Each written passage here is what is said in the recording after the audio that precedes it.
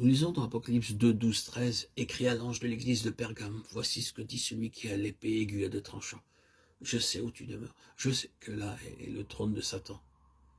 Tu retiens mon nom, et tu n'as pas renié ma foi, même au jour d'Antipas, mon témoin fidèle, qui a été mis à mort chez vous, là où Satan a sa demeure. » Cette expérience parle de la troisième période de l'histoire de l'Église, lorsque l'empereur Constantin devint chrétien.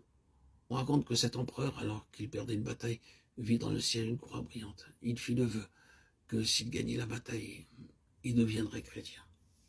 Il gagna la bataille et embrassa le christianisme, mais sans une réelle expérience de la foi. Plusieurs de son armée l'imitèrent et devinrent aussi chrétiens. Il en résulta l'entrée de pratiques païennes et par elles la chute de la chrétienté. Beaucoup de rites, de coutumes et de pratiques du paganisme babylonien pénétrèrent dans l'Église pendant cette période. Par cela, nous devons apprendre comment être séparés, comment nous préserver des souillures du monde, des pratiques mondaines et de toutes sortes de méthodes païennes. Beaucoup de chrétiens, en ces jours, imitent le monde. Ils pensent posséder un très solide argument. Nous ne pouvons pas être différents, disent-ils. Mais nous devons être différents si nous désirons avoir un héritage céleste, car nous sommes le peuple de Dieu, un peuple acquis.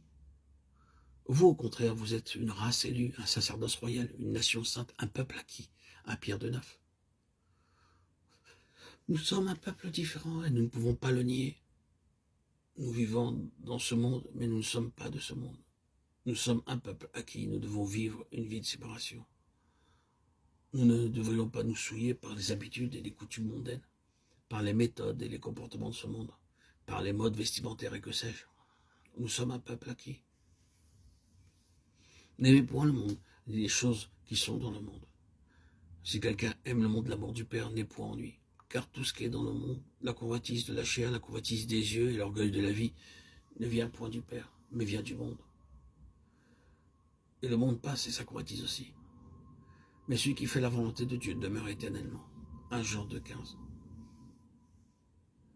C'est à cause de tous ces désirs pleins de convoitises, mauvais et impurs, que les gens suivent les modes mondains. Il n'est pas besoin de nous leurrer nous-mêmes en disant que ceci est à la mode et cela n'est pas à la mode. C'est la convoitise. Et la convoitise seule, ainsi que l'impureté qui sont la cause de ces manières, de ces expressions et de ces événements et vêtements mondains. Ce n'est pas la mode. Les cœurs sont devenus impurs et remplis de mal. Les fabricants qui veulent faire connaître leurs produits utilisent des images pleines de convoitise. Nous ne pouvons pas éviter de les voir.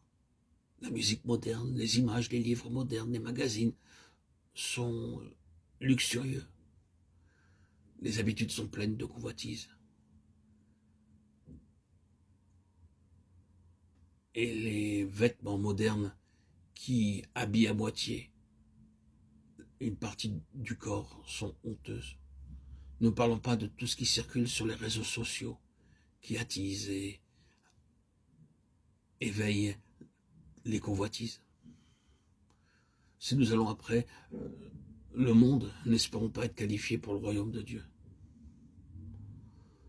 Nous serons réduits par les gens mondains, mais grâce soit rendue à Dieu pour la grâce qu'il nous a donnée, de nous conserver sans souillure et de préserver nos vêtements de toute tache du monde, sinon nos pensées seraient souillées.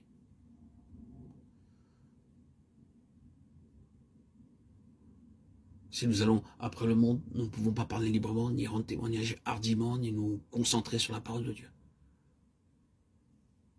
Et c'est ce qui arriva au temps de cette troisième période de l'histoire de l'Église. Ils commencèrent à imiter le monde. Et ils tombèrent graduellement. Ils introduisirent beaucoup de pratiques abominables.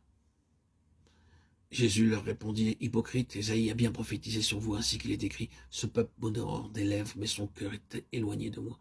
C'est en vain qu'il m'honore. » En donnant des préceptes qui sont des commandements d'hommes, vous abandonnez le commandement de Dieu et vous observez la tradition des hommes.